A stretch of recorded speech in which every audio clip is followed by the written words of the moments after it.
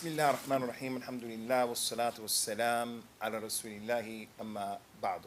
In the name of Allah, the most merciful, the beneficent. Peace and blessings of Allah be upon His final prophet and messenger, Muhammad ibn Abdullah.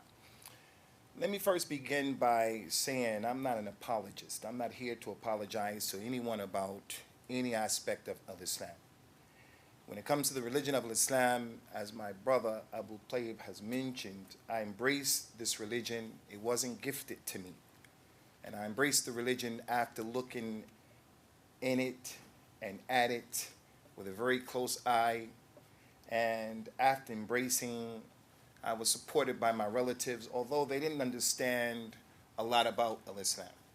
But there are two extremes that I have a problem with today, being a practicing Muslim, and that is the extreme of the Muslims who go overboard and they're radical and they distort our religion and they create a lot of problems, some of which we're here trying to address. And then there's the other extreme, the apologetic Muslim, who has problems himself with some of the verses that are in the Quran, some of the statements of Prophet Muhammad. So as a result of that, he wants to acquiesce and he wants to placate people. I'm not like that. So the people who want to take those verses of the Quran that talk about corporal punishment, that talk about some real serious and harsh ways of dealing with people when they make mistakes and indiscretions, I totally buy into that. Even without being a Muslim in America, before I was a Muslim, I believed in capital punishment in America. I believed in that. I believed that there are some people who deserve to be dealt with harshly, but it should be fair and it should be just. It should be even across the board. So in regards to this issue, does Islam promote terrorism? I say unequivocally, unapologetically, without any hesitation, the classical understanding that people have about terrorism, Islam is diametrically opposed to it. And the basis of that can be found throughout the Quran and throughout the Sunnah of Prophet Muhammad, his words and his statements. And this is why, in dealing with many of our community members who are extreme, I don't say that they're terrorists, but they may try to justify some of the things that happen where Muslims are blowing up people and they're really guilty of that. There are people who academically, intellectually, it's not difficult dealing with them because the Quran and the Sunnah make it very clear that these things are not permissible. These people are allowed to be governed by their emotions. Many times they're very young, and most times they are outside of the mainstream fold of Islamic thought and Islamic community. So when we talk about Islam and terrorism, we're dealing with two issues going in opposite directions with basis. Now I know that there are those people who want to take the Quran and take verses of the Quran out of context. And they want to use some of the verses of the Quran to show how our religion is inherently violent. And there is terrorism in our religion. But you'll find 110% of the time, not 50% of the time, 110% of the time, people want to take those verses of the Quran and they want to use them to show, look at this and look at that. Two things happen, or two things don't happen. Number one, they always are only going to use part of that verse. Always, they are going to use part of the verse. Number two, they never, ever, ever are going to use the verse itself and the one that comes before it or after it, which always puts the verse in context. Always.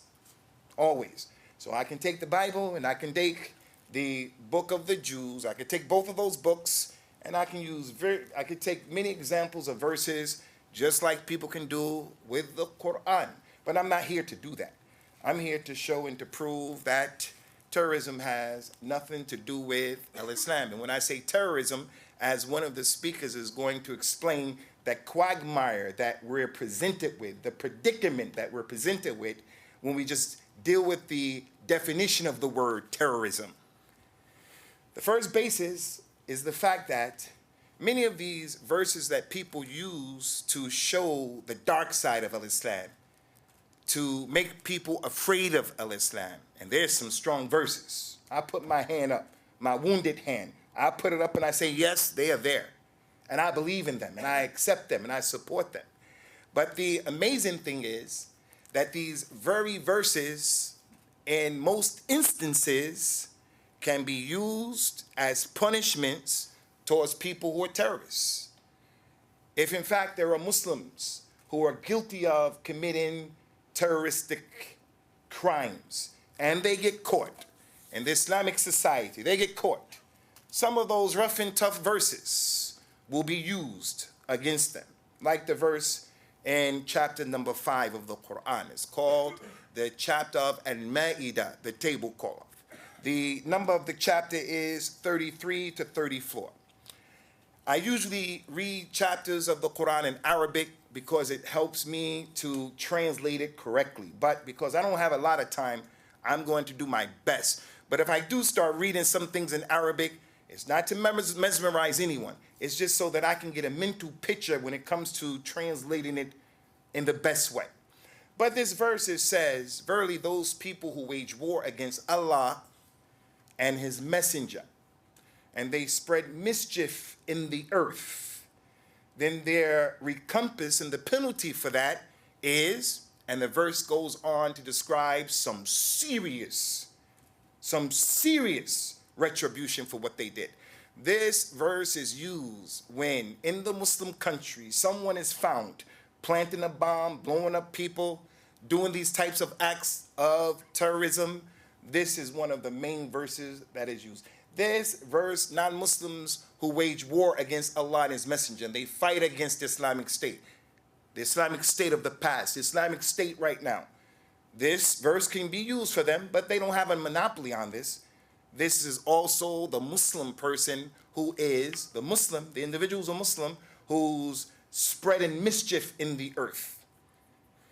In addition to that, every Muslim knows, or he should know, and this is one of the real big problems that we have with our community members who are guilty of shedding innocent blood.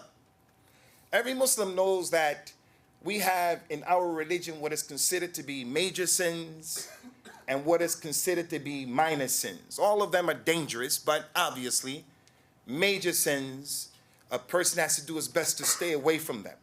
The minor sins, they come as a result of the frailties of being human beings from a theological perspective. But nonetheless, they're serious as well. So the Muslim is not allowed to give the excuse, I'm a human being, I sin. No. But the major sins he has to avoid. One of the biggest of the major sins is murder. So in our religion, we have been commanded, don't be a person who not only murders, but you are not allowed to spill anyone's blood in this religion. You're not allowed to spill anyone's blood unless you have a religious reason. He's a doctor and he performed an operation, something like that. The individual is protecting himself. It was a mistake. So if you are not allowed to spill someone's blood intentionally, then clearly taking his life is something that is from the major issues and the major sins in Islam. And this is something that is basic and fundamental. So if terrorism was something that was allowed, and murder doesn't always necessarily have to happen when terrorism is put on the table, but this is what we're talking to, the narrative of people killing people today. The other issue, as it relates to murder, is murdering innocent people. My mother, who I just came from visiting, along with my wife, my mother, my father, my extended relatives, we're in America. A lot of things are going on in their house that go against our religion, but it's their house, it's not my house. So what I have to do is, I have to adjust myself and I have to deal with that. My parents are going to cook for me and my family halal meats. They make those adjustments and accommodations for us. They're gonna cook halal meats. My wife, who wears Islamic attire for the woman. My family are going to be sensitive to that. They're going to do that, no doubt about it. My mother, my family, my relatives, they have nothing to do with the foreign policy of America as it relates to Israel. They have nothing to do with that. As a matter of fact, many of them being African Americans, knowing and tasting and knowing up close the oppression that our people had to deal with and continue to deal with in America. Many times they are sympathetic to the Muslims and the Arabs who are Palestinian. So I don't know, by what stretch of a person's imagination can a Muslim, for an example, believe, because of what's going on in the foreign policy of America, the UK, other Western countries, how are you allowed to put a bomb somewhere and blow up a plane, blow up a coach, a bus, blow up a room of innocent people? In our religion, the Quran, and Prophet Muhammad in his statements made it unequivocally clear. I'm talking about there is no ambiguity. The Muslim who lives in a country that may be his host country, the Muslim who comes to a country, and he came to the country by way of making agreements with the people who are in charge of that country. He's not allowed to behave in a way except in a way that's honorable. If he goes into a contract with an individual to turn around and to be a person who stabs that person in the back, or he breaks the contract unjustly, this is from the worst issues in the religion of Islam. Now, when we take it to the arena of terrorism and maiming, hurting, harming, killing people, then clearly, as I told you, when we sit and we talk to some of our youngsters who have been radicalized, some of them are extreme, it's not difficult talking to them and overpowering them with arguments. Because the only way that the Muslim is able to justify these things is without knowledge. Without any knowledge. It's just going to be an emotionally based discussion, because the religion of Islam is clear on that. Now, people will make attempts, as I told you, to bring some verses here or there, take some actions and statements of Prophet Muhammad, peace and blessings of Allah be upon him, and they're going to bring them to the table. I don't run from those issues. I try my best to put it in context, and then I let the chips fall where they may. As a matter of fact, I'll even make the bold statement. I'll make the bold statement that if it was proven to me and it was brought to my attention that Islam was a religion that supports terrorism, I'm going to be the first one to apostate and leave this religion. Because I want to do what's right. I want to be with the people who are doing the right thing in the way that they're worshiping God. I don't want to worship a racist God, white, a God who has an ethnic group or something. I don't want to be like that. And just as I don't want that nonsense, I also don't want to be a part of a religion that allows people of that religion, my people, to kill people unjustly. And then it's going to be allowed in the name of the religion? No way. Another very important issue about how Islam does not support terrorism. And this is really important, and unfortunately, even Muslims, they lose sight of this reality, and that is, in our religion, we have scholars. And scholars in Islam, they're not people who are infallible. They make mistakes, and sometimes you have good scholars, sometimes you have bad scholars. But scholars in Islam, the good scholars, when you get scholarship in this religion, you get a special position. Not a position to manipulate the people, a position of being an elitist, can do whatever you want. But the scholarship and scholars in Islam are important. As a revert, as a new Muslim, as a Muslim who may not have a lot of knowledge, when it comes to sensitive issues, we have been commanded, look and see and come to find out, what are the scholars of your religion saying? The scholars of your locale, the scholars of your country, the ones who are competent and they know what they're doing. I'm not talking about the so-called scholars for dollars. I'm not talking about the people who are incompetent. I'm not talking about the people who, the powers to be, they play the music and they dance to that tune. I'm not talking about that. I'm talking about the real scholars of Islam.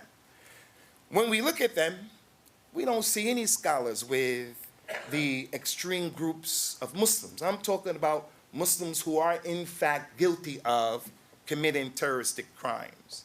We never see any scholars supporting groups like Boko Haram, the Shabab of Somalia.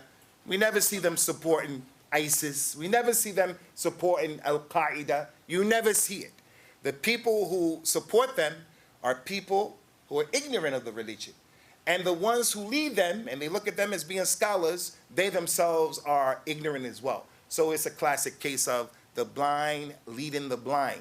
So I think this is a very critical point, that you're not going to find in Al-Islam a group of qualified, bona fide scholars who are coming out and they're saying things. So in concluding, just to elaborate and make that last point clear, the scholars of Al-Islam, the competent ones, the ones who know what they're doing, and they're well known, these are the ones you will never find with these groups who are extreme in our religion. You'll never find it. And we look forward, inshallah, God willing, to have more of a robust discussion when the Q&A session comes around. هذا وصلى الله وسلم وبارك على نبينا